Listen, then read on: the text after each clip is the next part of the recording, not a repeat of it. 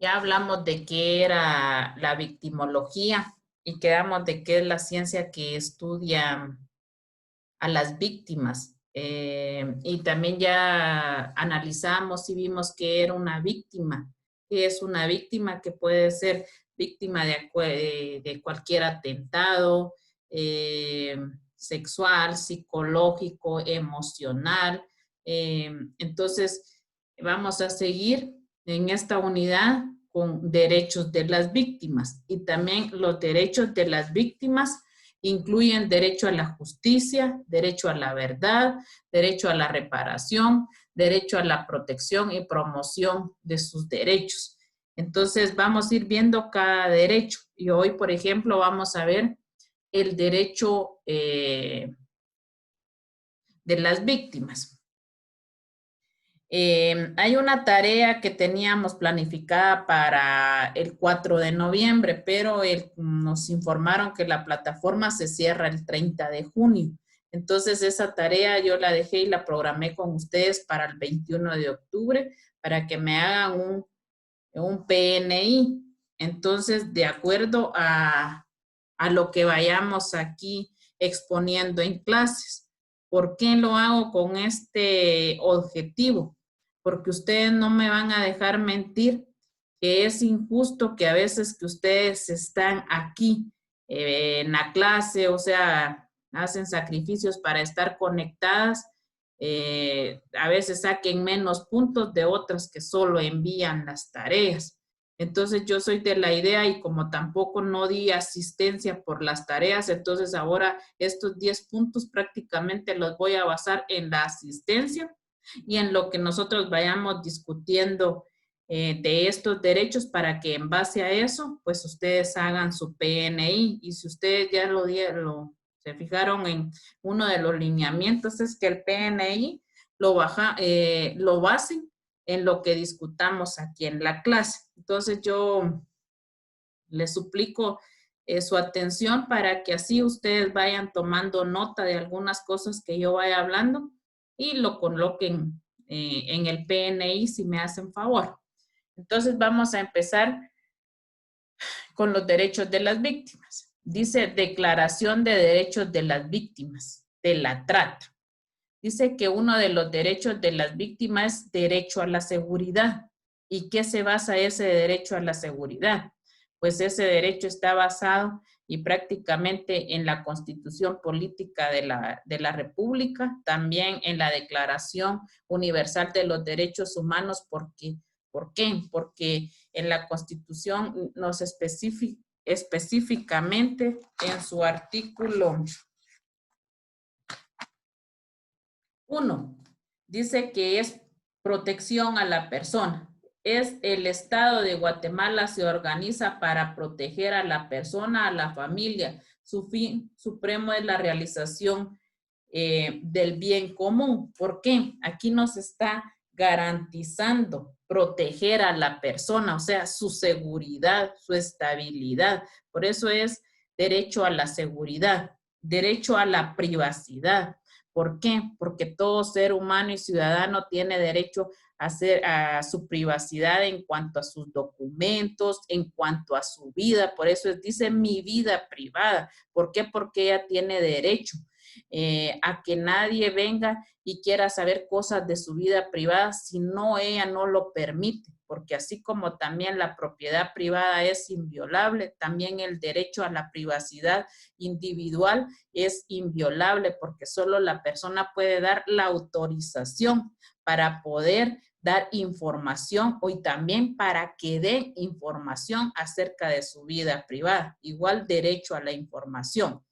En ese sentido, también las personas, solo ellas tienen el derecho de autorizar si se da o no la información. Y miren qué diferencia hay entre información al público. Todo el mundo puede saberla, más en las instituciones del Estado. Hay una institución, hay una ley que dice Ley de Acceso Libre a la Información Pública. Pueden saber de todo lo que quieran saber de las instituciones del Estado, pero el derecho a la información de una persona individual y más de una víctima es de ellas. Por eso ir e investigar, analizar a una víctima que está sufriendo de violencia intrafamiliar, solo ella tiene ese derecho a dar información porque es su privacidad y a dar su información. Derecho a la asistencia letrada. ¿Qué quiere decir esto? Que toda persona o toda víctima tiene derecho a que ser asistida por un abogado. Y ustedes más adelante lo vamos a ver cómo es que también se creó el Instituto de la Defensa Pública Penal en el 2007, donde cuando las personas no tienen para pagar a un abogado, el Estado les nombra uno de oficio. Derecho a la vista de sus causas ante los tribunales. Toda víctima, y no solo a las víctimas, todo ciudadano tiene derecho a presentarse a los tribunales y a manifestar el daño o el derecho de que le asiste y del cual fue privado o le fue violentado. Derecho a indemnización por daños. También lo vamos a ver que la víctima tiene derecho a que le resarcir sus daños por las cuales fue ofendida o cuáles fueron ocasionados. Tiene derecho inclusive de que el que la perjudicó pague esos daños, y encima de eso también, sí, el Estado puede ser y proteger y que la indemnice esos daños por las cuales fue lesionada. Derecho a asistencia médica. Toda víctima tiene derecho a asistencia médica, peor si fue violentada, sufrió heridas. Lo primero que una víctima a veces la ampara cuando sufre de violencia física es de que vaya a un centro de asistencia médica, le curen sus heridas y ese informe le va a servir todavía más como evidencia que sufrió las lesiones. Derecho a asistencia social. El derecho de asistencia social yo lo veo como la asistencia psicológica, emocional, para que ayuden a la víctima de acuerdo a cuál tipo de derecho o qué lesiones sufrió para que la ayuden con la asistencia social, más que todo la asistencia psicológica. Derecho a solicitar residencia. A veces las víctimas no son seguras ni en su propia casa. Entonces ellas piden de que sean reubicadas o sean resguardadas en otro tipo de residencia o domicilio para poder resguardarse. O también, por ejemplo, podemos ver que cuando más en altos cargos, por ejemplo, cuando son extraditados o cuando los mandan a otro país para resguardar o protegerlos. También tienen derecho a regresar a su país. Derecho de después que haya pasado el peligro, una porque tal vez es testigo, otra porque fue víctima y lo están buscando y lo mandan a refugiarse a otro país, pues él tiene también derecho a regresar nuevamente a su país.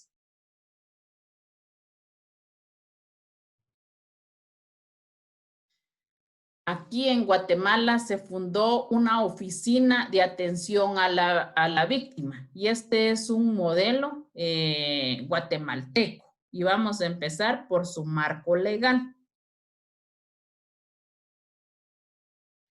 Dice, haré una breve referencia de los derechos de la víctima dentro del proceso penal vigente en Guatemala. Vamos a tratar los derechos que le asisten a una víctima dentro de un proceso penal, porque es tal vez lo que más se ve, que ahí está la víctima identificada, ¿no? Porque también hay víctimas que no denuncian, víctimas que están sufriendo de diferentes formas en la violación de sus derechos humanos, pero a veces no se pronuncia. Entonces, ¿dónde se pronuncia? Cuando se lleva un proceso penal. Su marco legal dice, primero, y vamos a empezar por la Constitución Política de la República, que en el artículo 29 dice,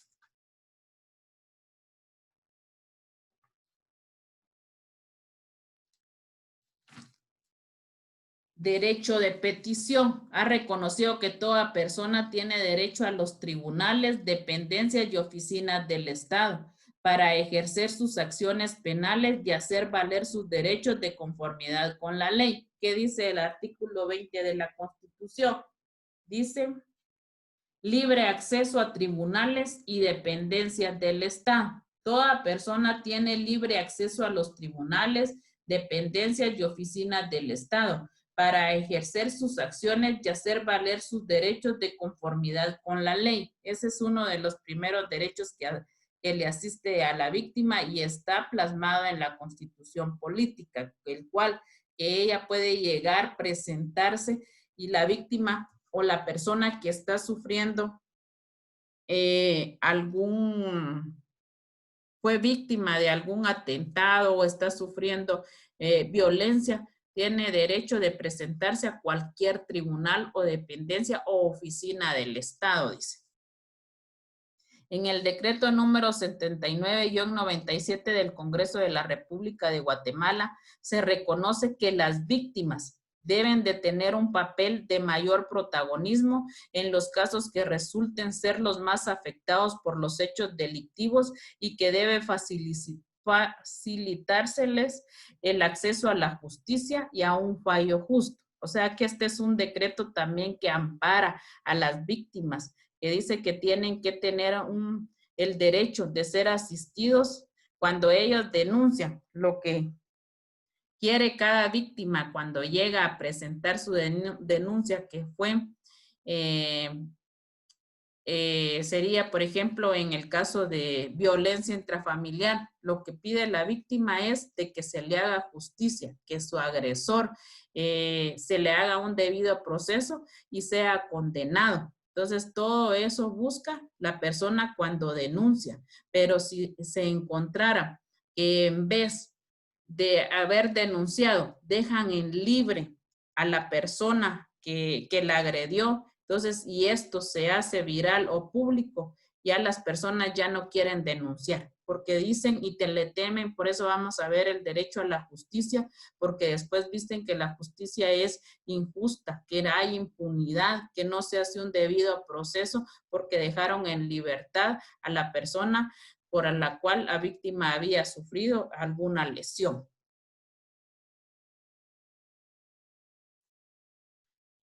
Se reconoce también que la mediación y la conciliación constituyen una técnica extraprocesal de solución de conflictos que en derecho procesal penal pasa por la seguridad de los bienes jurídicos y el pago de los daños y perjuicios que coadyuvan a impedir el saturamiento de los órganos estatales de justicia, que de esa manera pueden dirigir su atención a los casos de mayor trascendencia social. Dice que durante el proceso penal, antes de iniciar, hacen esto de mediación y conciliación. ¿Por qué? Porque quieren que antes de que transcursa, se empiece o se haga el proceso penal, que puede ser ese proceso largo, vienen y concilian con la víctima, ponen una mediación, que concilian en que tanto la víctima como el agresor lleguen y concilien y que el agresor se comprometa a pagar daños y perjuicios que le haya ocasionado a la víctima, también que sostenga o que se levanta un acta donde está conciliando y también que se está comprometiendo a no seguir violentando a la víctima o agrediéndola o lesionándola. Entonces, esto dice que la mediación y la conciliación lo hacen siempre, pero si no se llega a una conciliación, entonces definitivamente se hace el procedimiento penal. La víctima goza, dice, de facultades procesales.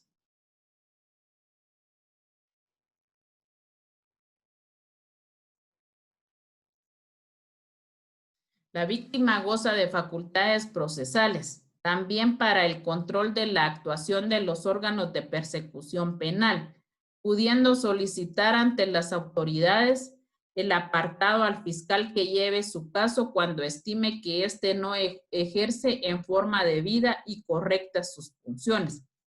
Ustedes saben que durante un proceso penal, pues está el defensor con la víctima, también hay un querellante adhesivo, el Ministerio Público y el juez. Pero si durante ese proceso la víctima se da cuenta que el juez no está siendo imparcial o que no está impartiendo o haciendo un debido proceso, la víctima puede quejarse y que sustituyan al juez que está conociendo del delito que se está procesando. Inclusive hay quienes, sabiendo que tal vez un juez va a ser es familiar de la víctima o que les va a favorecer, la ley también permite que dejen de conocer o que nombren a otro juez para que lleve el proceso. Dice que la ley orgánica del Ministerio Público en su artículo 8, respecto de la víctima, ordena que el Ministerio Público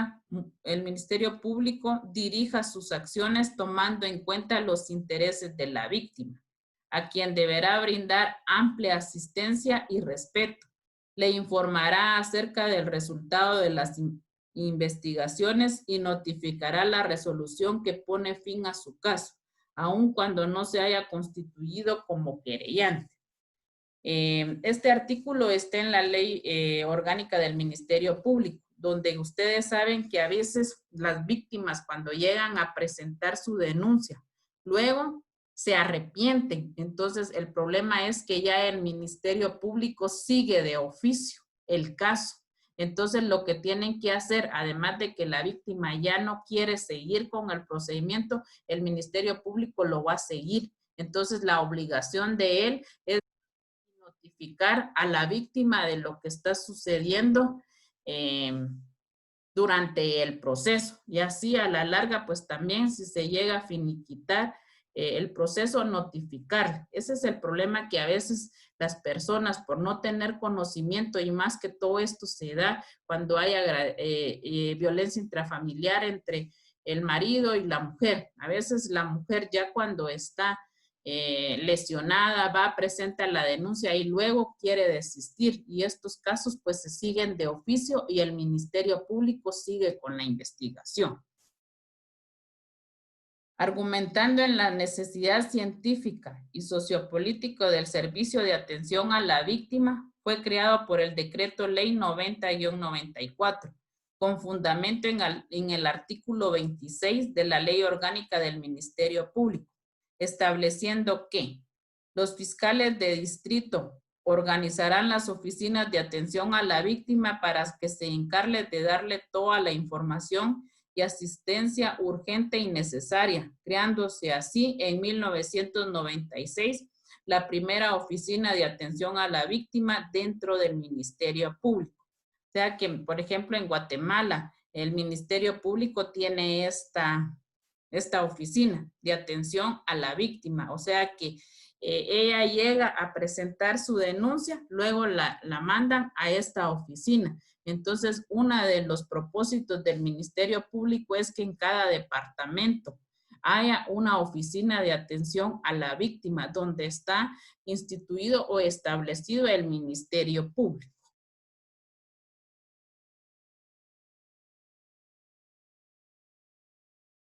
Las víctimas tienen derecho a la reparación del daño.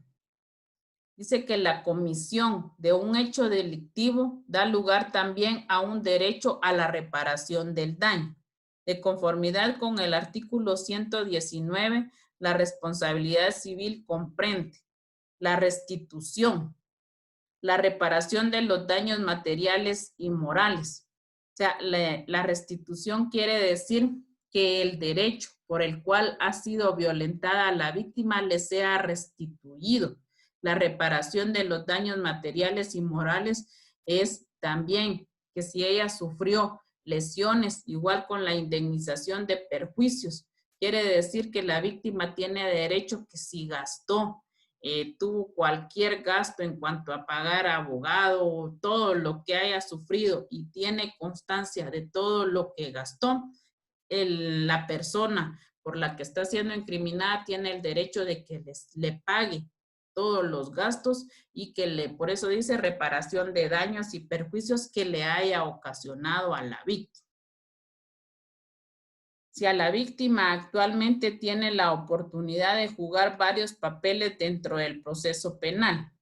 La víctima tiene derecho a exigir la imposición de la pena o derecho a la justicia, derecho a la reparación del daño causado por el delito, derecho a la protección judicial efectiva por parte del Estado y derecho a la información y a ser tratado como persona, no únicamente como ente procesal. Esto quiere decir que este derecho le asiste a la víctima, que le sea reparado su daño causado, que sea indemnizada y que le den toda la información sobre el caso.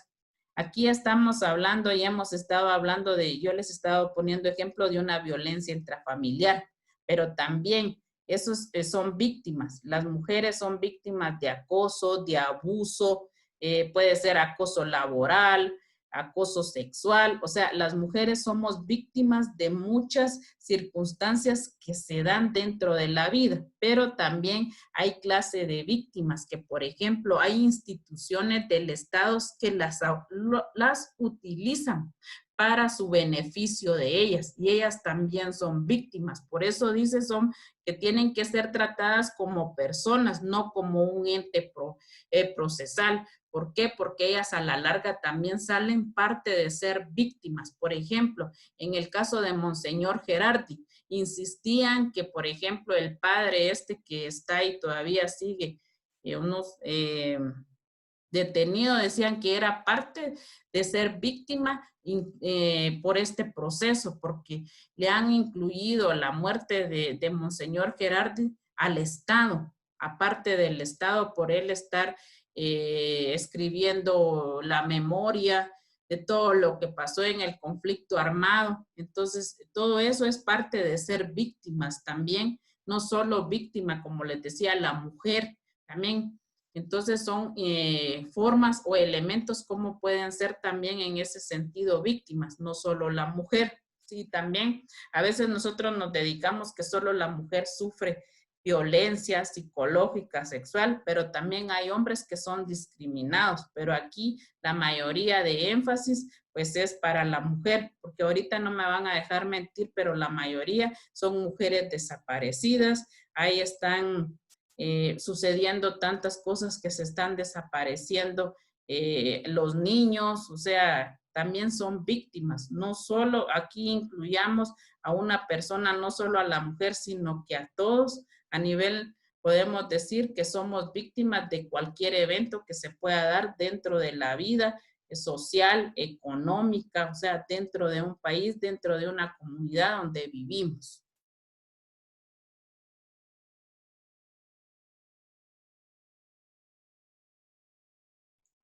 Funciones de la Oficina de Atención a la Víctima. Atención inmediata. ¿Qué quiere decir? Que cuando la víctima o la persona que llegue a denunciar, la tienen que atender inmediatamente. Diagnóstico victimológico en el área requerida, jurídica, médica, psicológica, social o múltiple. Cuando ellos lleguen y detecten qué tipo de ayuda es la que necesita la víctima, la tienen que mandar si es médica, si llega con lecciones, si es emocional o llega desequilibrada emocionalmente, pues mandar la ayuda psicológica. Esa es una de las funciones que tiene que tener esta oficina. Información acerca de la denuncia, el procedimiento, evolución y seguimiento. O sea, le tienen que dar información a la víctima, cómo va a proseguir el proceso desde el momento que ella denuncia, ya empieza a ser víctima y se empieza el proceso con el hecho de llegar y presentar la denuncia. Enlace y acceso a los servicios en cada caso. Detención de víctima, colaterales del delito y su adecuado tratamiento y atención. Aquí la víctima va a decir, por ejemplo, a denunciar si fue de una violencia intrafamiliar, el daño colateral que le puedan producir a sus hijos, cuáles son los delitos que puedan sufrir su familia cercana y especialmente sus hijos debido a esta violencia o a las lesiones que a ella le hayan producido psicológicamente. Entonces, el daño colateral, pues lo sufre tanto sus hijos como su familia que vive alrededor.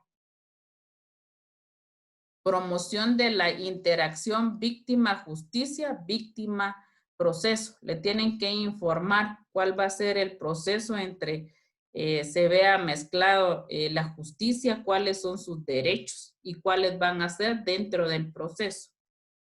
Solución de conflictos mediante la ejecución de las formas alternativas y voluntarias del sistema penal, mediación, conciliación, reconciliación. Como hablábamos, una de las medidas que ellos quieren tomar antes de iniciar el proceso es mediar, conciliar con las partes, pero si no se llega a eso, pues se tiene que empezar a ver si se inicia el procedimiento penal. Función preventiva con la participación de la víctima y las víctimas secundarias. Prevención de la victimización terciaria. O sea, la victimización terciaria es la que sufren, por ejemplo, los terceros, o sea, los colaterales, que serían los familiares y especialmente los hijos que viven con la víctima, cuando es violencia intrafamiliar.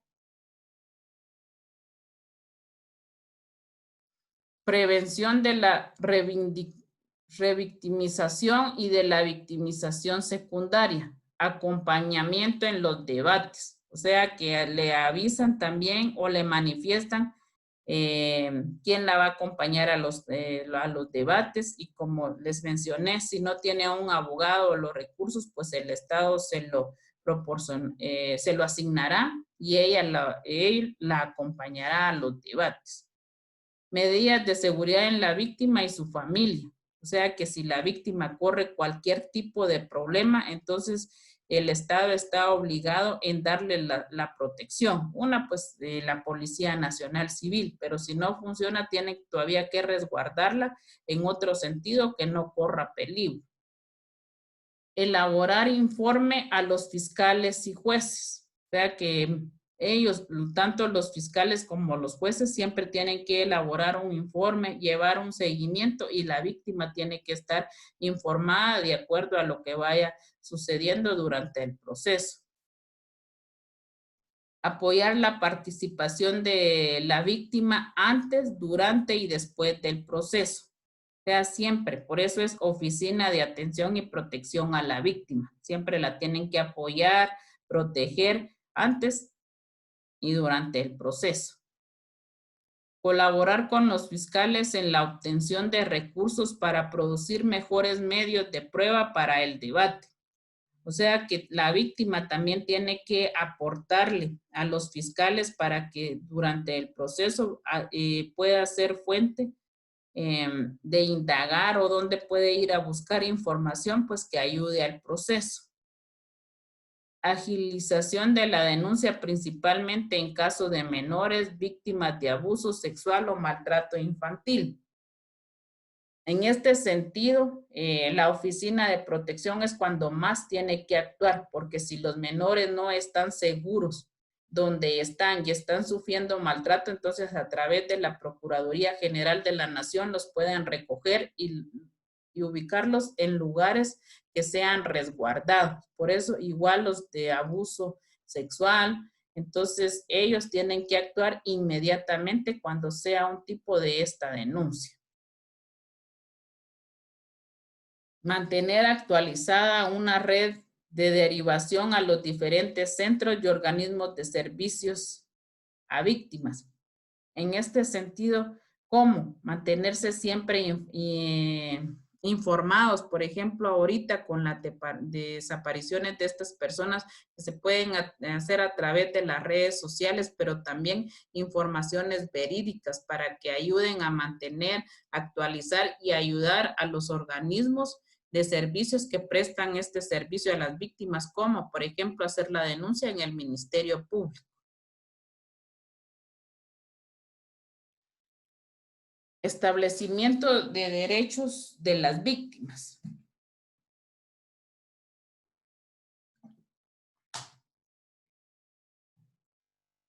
La investigación victimológica y la discusión consecuente ha originado que tanto a nivel de instrumentos internacionales como en leyes de aplicación nacional paulatinamente se ha ido prefijando los derechos de las víctimas en el proceso penal. En este sentido de análisis, la normativa internacional se puede establecer que la promulgación de los principios de justicia para las víctimas abarcan tres aspectos generales y fundamentales a saber.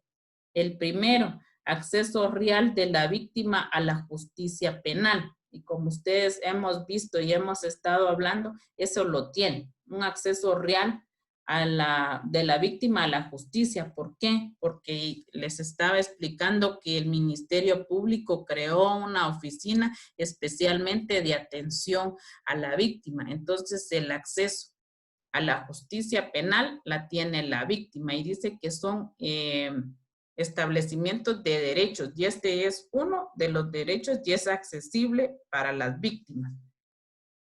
Asistencia a las víctimas, el cual lo vamos a ver. Resarcimiento e indemnización también lo vamos a ver ahorita. Dice que la concentración del derecho a la indemnización.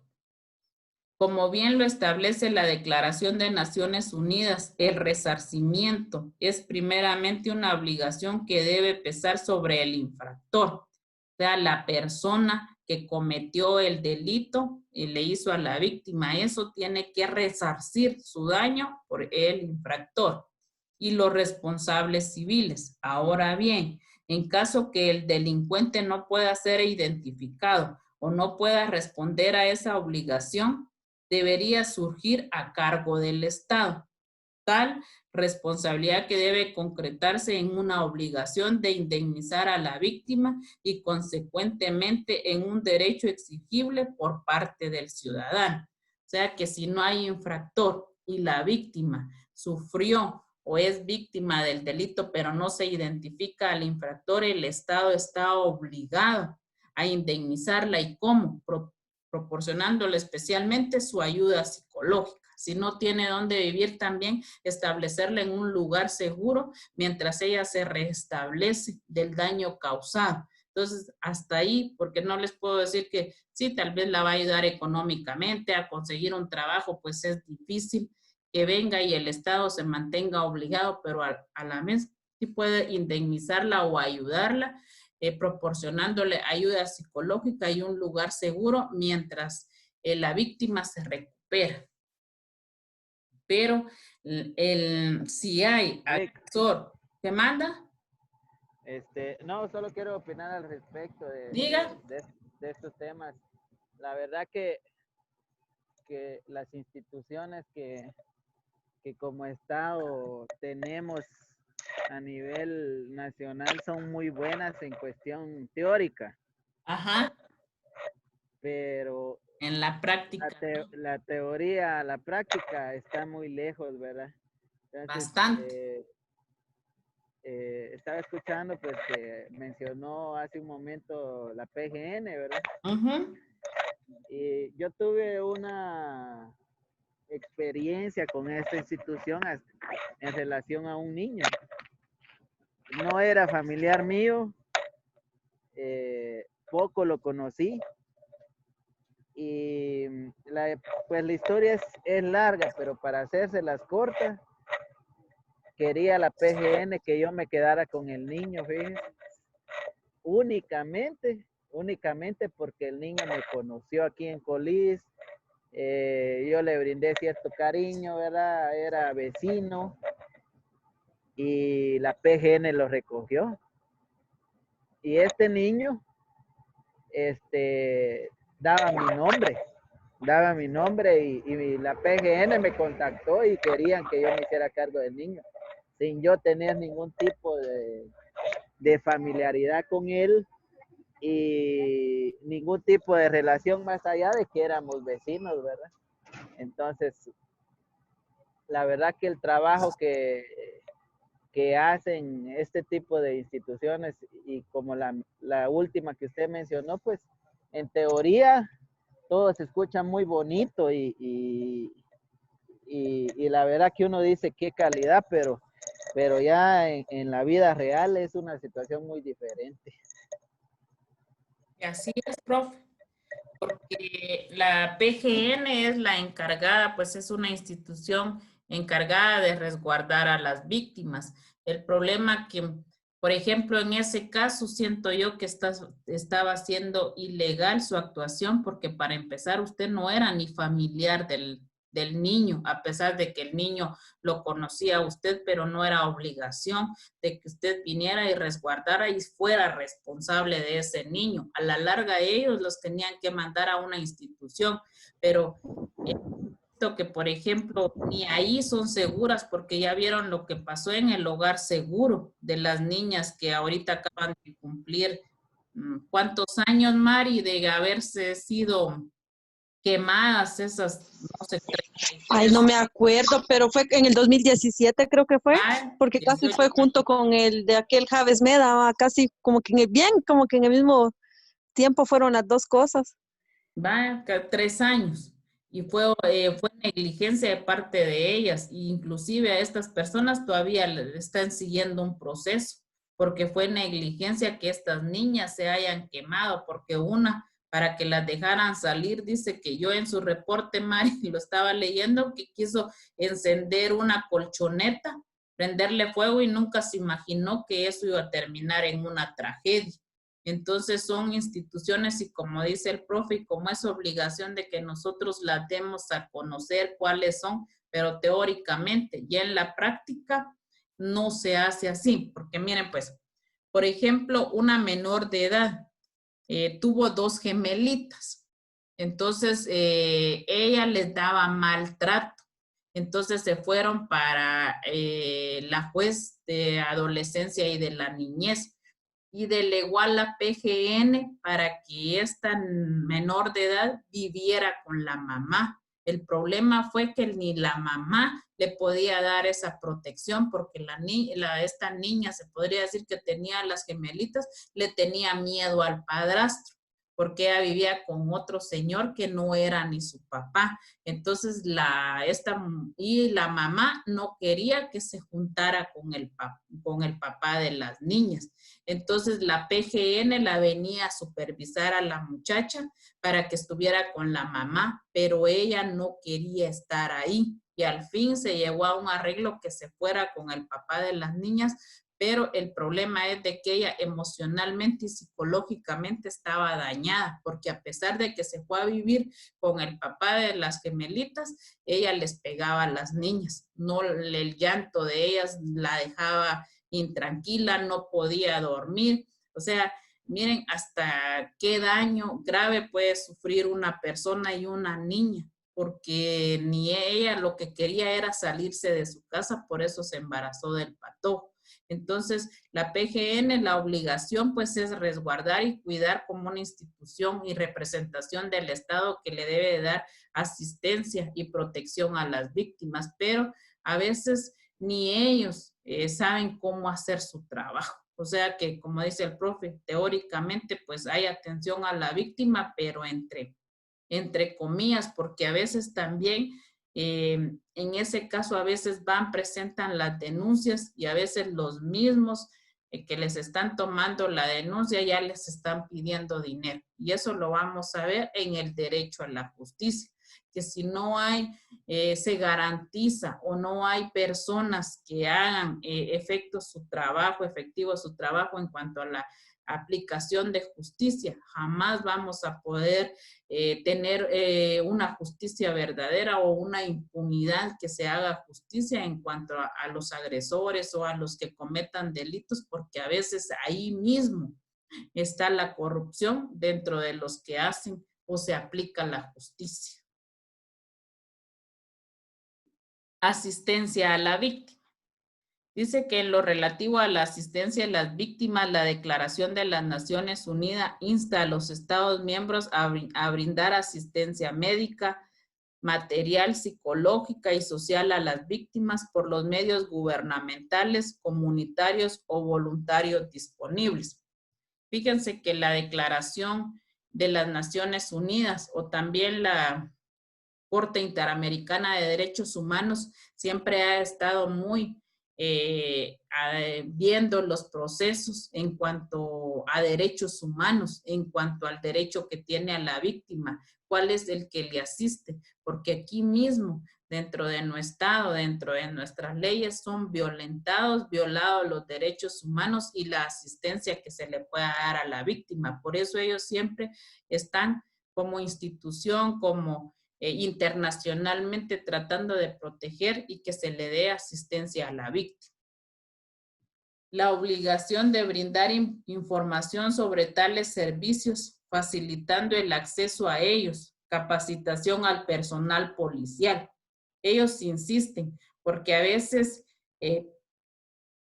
los policías ni siquiera saben qué hacer, ni cómo hacerle o qué tomar los datos de una denuncia o darle protección a la víctima, qué tienen que hacer, ni ellos saben. Entonces dice la Declaración de las Naciones Unidas que se le dé capacitación especialmente al personal policial. ¿Por qué? Porque a veces la víctima, por ejemplo, aquí, ahorita hay una institución del Ministerio Público, pero solo está abierta de 8 a 3:30. Y a veces si después de las 3:30, 5 en la noche, la víctima, ¿a dónde va a presentar su denuncia? A la policía. Y ellos a veces ni están capacitados para tomar este tipo de denuncia o qué protección le pueden dar a la víctima. Dice personal social para que sean receptivos a las necesidades de las víctimas, que garanticen una ayuda rápida y apropiada y finalmente que la asistencia que se brinde tome en consideración las necesidades especiales que se requieren en relación de los daños sufridos. La concretización del derecho de asistencia se ha operado por medio de la apertura de programas de asistencia que pueden asumir dos formas. El acogimiento de un urgente e inmediato, el cual básicamente lo que pretende es escuchar a la víctima, ayudarle a formular la denuncia, buscarle alojamiento, asistencia médica y asistencia psicológica. Eso es el deber que deberían de tener el Estado, los organismos del Estado. Está, pero lamentablemente no se da, porque a veces no se da ni escuchar la denuncia, ni buscarle alojamiento, sino que a veces más bien le dicen que está segura de poner la denuncia. O aquí mismo también ha pasado que se dan actos violentos en la noche y los vecinos llaman a la policía, pero la policía no viene. Primero, como decía alguien, más bien van a venir a encontrar a la persona, pero muerta, donde no vienen, o sea, no prestan un servicio. No hay una asistencia médica, no hay un acogimiento en cuanto a la víctima. Nosotros estamos en un país que prácticamente los derechos y siguen y se seguirán siempre violentando y nunca cumpliendo, porque a veces a través de las instituciones del Estado es donde más corrupción hay. Y si esto no se sana, nunca va a haber una gran protección y mucho menos, por eso las víctimas ni se quieren acercar a veces a la justicia, porque saben de que, ¿para qué voy a ir a denunciar si al par de días ya va a estar libre? Me va a buscar, me va a hacer esto. Entonces las víctimas tienen miedo porque en realidad a veces no hay una justicia verdadera, justa y aplicable en cuanto se dé al derecho a la justicia, a la verdad, a la reparación. Por eso son derechos que se van conjugando y se juegan a través de los derechos que tiene la víctima. Por eso la victimología fue parte de los derechos humanos. La hicieron parte como una ciencia que estudia a la víctima, cuáles son sus debilidades, fortalezas, cómo se puede ayudar a la víctima. Pero en nuestro país todavía estamos muy lejos de hacer eso, porque por eso hay tanta impunidad, por eso hay tanta violencia, porque violencia genera más violencia. También dice, ¿por qué no imponen más penas? Yo siempre he sido de la idea que decía un docente que para qué imponer más penas, delitos, más años de cárcel, si cuando se van a la cárcel más bien salen peor, violentados, con otras formas que van a aprender de delincuencia dentro de estos sistemas carcelarios. Entonces, en teoría, como dijo el profe, pues están establecidos estos derechos de las víctimas que se cumplan rara vez, porque que se le dé asistencia a la víctima y a veces ya ni en esos lugares están seguras las víctimas o las menores o los niños que son arrebatados pues de sus padres, porque por ejemplo hay familias, inclusive el papá y la mamá que son alcohólicos. Entonces, ¿cuál es? Esto es proteger a los niños, quitárselos. Y es obligación de la PGN buscarles un lugar seguro. Si van a estar seguros con los abuelos, pero con familiares, no con extraños que vengan y se los vengan a dar, sino que tienen que ser familiares de las víctimas o de los padres, ya que los niños están sufriendo tales lesiones emocionales y psicológicas. ¿Alguien más que quiera aportar?